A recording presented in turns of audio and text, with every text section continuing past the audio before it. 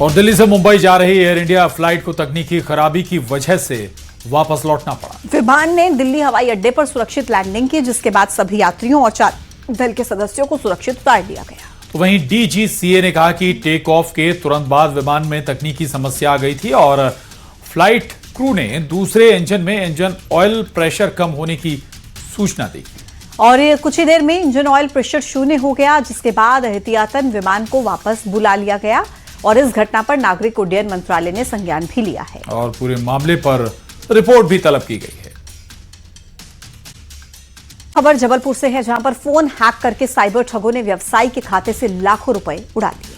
बताया जा रहा है कि इलेक्ट्रॉनिक व्यवसायी के मोबाइल को हैक कर साइबर ठगों ने 1,65,000 रुपए की ठगी की वारदात को अंजाम दिया। जब इसकी जानकारी पीड़ित को लगी तो उसने पुलिस को मामले की शिकायत दी। बताया जा रहा है कि साइबर ठगों ने रकम को कई अकाउंट में ट्रांसफर किया। फिलहाल पुलिस ने मामला दर्ज कर जांच शुरू कर दी। और Madhya Pradesh state cyber police ने एक अहम एडवाइजरी जारी की। इसमें बताया गया है कि हाल ही में करीब 68 करोड़ इंटरनेट यूजर्स की ईमेल आईडी और पासवर्ड साइबर अपराधियों के हाथ लगने का मामला सामने आया। एडवाइजरी में कहा गया है कि ईमेल अकाउंट हैक हो जाए तो अपराधी इससे social media account, internet banking, digital wallet और अन्य एप्स तक भी पहुंच बना सकते हैं। और इससे बचने के लिए आप पासवर्ड को तुरंत से रीसेट कर लें और साथ ही अनजान कॉल और लिंक से सावधान रहें, नहीं तो साइबर ठग आपको निशाना बना सकते हैं।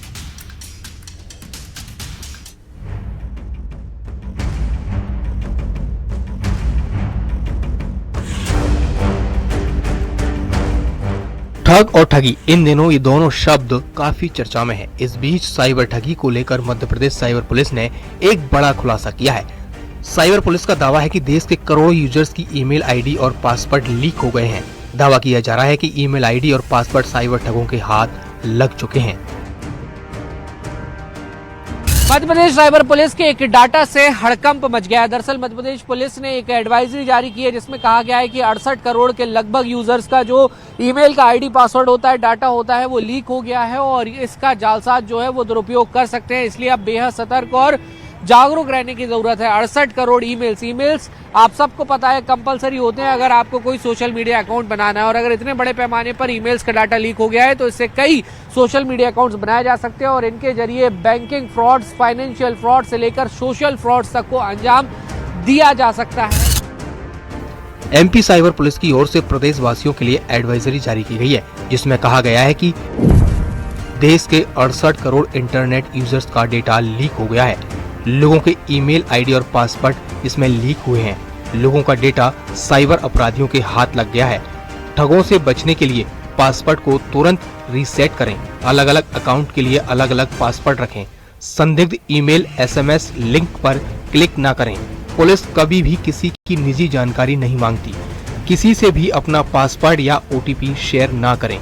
अनजान ऐप या वेबसाइट पर लॉगिन नहीं करें। पुलिस का कहना है किसी को पैनिक होने जैसी बात नहीं है, लेकिन लोगों को जागरूक रहने की जरूरत है ताकि ठगी से बचा जा सके। किसी भी तरीके के social media account, email IDs, इनके जो भी आपने पासवर्ड बना रखे हैं उसको समय रहते चेंज करते रहें।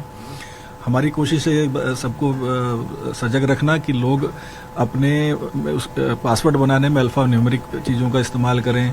इसके अलावा चाहें क्या उन्हें करना ही चाहिए हर किसी को कि वो कम से कम 2 फैक्टर ऑथेंटिकेशन रखें। ये वो चीज़ें जिससे कि हम अपना या किसी भी तरीके के सोशल मीडिया अकाउंट या ईमेल आईडी इसको सिक्योर कर सकते हैं। और आज की दुनिया में हमारा बहुत बड़ा हिस्सा डिजिटल दुनिया है और उसको सिक्योर, उसको सेफ रखने के लिए बहुत ज़रूरी है कि हम खुद सजग रहें और सावधान रहें। पुलिस की ओर से लोगों को जागरूक किया जा रहा है। एडवाइजरी जारी कर लोगों से सावधान रहने की अपील की गई है। वहीं न्यूज़ 18 भी आपसे अपील करता है, अनजान कॉल से सतर्क रहें और सावधान रहें।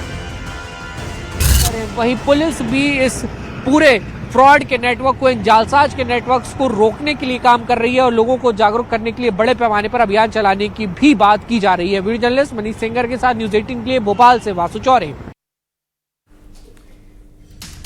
हाल ही में इंदौर से भी साइबर ठगी के अजीबोगरीब मामले सामने आए थे, जहां फोन पर एक लिंक भेजकर पूरा फोन हैक कर लिया जाता है और ठगी की वारदात को अंजाम दिया गया। दरअसल लोगों से ट्रैफिक के ई चालान के नाम पर फ्रॉड किया जा रहा है। इंदौर में लोगों को सिग्नल तोड़ने के नाम पर एपीके फाइल भेजी जा रही है। ये एपीके फाइल व्हाट्सएप पर साइबर ठगों की तरफ से भेजी जा रही हैं। क्लिक करते ही मोबाइल हैक हो जाता है। बताया जा रहा है कि इंदौर में हर दिन 100 से ज्यादा शिकायतें सामने आ रही हैं और अब चालान के नाम पर कैसे साइबर ठगी की जा रही है ये आपको समझाते हैं। दरअसल साइबर ठग आपके मोबाइल में मैसेज भेजते हैं और फिर आपके व्हीकल का ई चालान कट गया है। ये मैसेज भेजा जाता है और डिटेल देखने के लिए आपको एक लिंक दिया जाता है कि जो नीचे फाइल दी गई है उसको आप डाउनलोड करें। और उसमें एक एपीके फाइल होती है जो इसका नाम होता है RTO चालान.apk.e-चालान/डिटेल APK। ये फाइल का दरअसल पूरा नाम होता है और नाम देखकर लगता है कि असली सरकारी फाइल है। डर या फिर जल्दबाजी में लोग इसे डाउनलोड भी कर लेते हैं और इससे आपका पूरा फोन हैक कर लिया जाता है। हैकर को आपके फोन की पूरी कमांड मिल जाती है। बैंक, आपके OTP, आपके बैंक के ऐप और कॉन्टैक्ट, ये सब कुछ हैकर को दिखने लगता है। वहीं आपके फोन से इसके बाद वो पैसे भी निकाल सकता है, अकाउंट आपके खाली भी कर सकता है। डिजिटल वर्ल्ड में सब कुछ ऑनलाइन हो चुका है और इसीलिए ठगों को ठगी करने के मौके भी ज्यादा मिल रहे हैं। साइबर ठगी से कैसे आप बच सकते हैं ये भी हम आपको बताते हैं।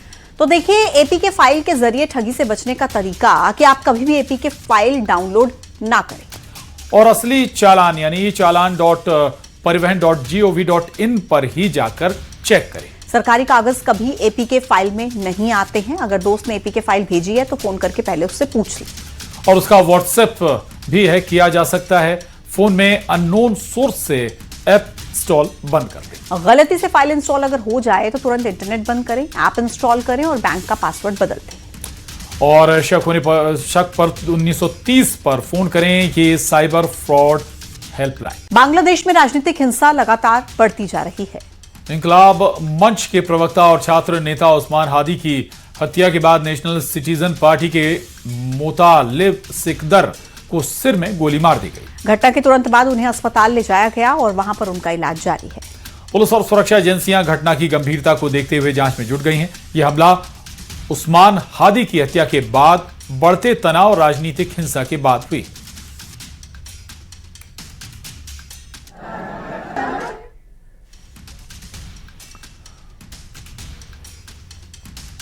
और बांग्लादेश में हिंदुओं पर हो रहे अत्याचार को लेकर कोलकाता के एक कार्यक्रम में आरएसएस चीफ मोहन भागवत ने बड़ी बात कही है। उन्होंने कहा कि बांग्लादेश में हिंदू अल्पसंख्यक हैं और वहां पर उनके लिए बहुत कठिन हालात हैं। उन्होंने कहा कि बांग्लादेश के हिंदुओं को अपनी सुरक्षा के लिए एकजुट रहना होगा और दुनिया भर के हिंदुओं को उनकी मदद करनी चाहिए। भागवत ने कहा कि हमें अपनी सीमा के भीतर जितना हो सके बांग्लादेश के हिंदुओं की मदद करनी चाहिए।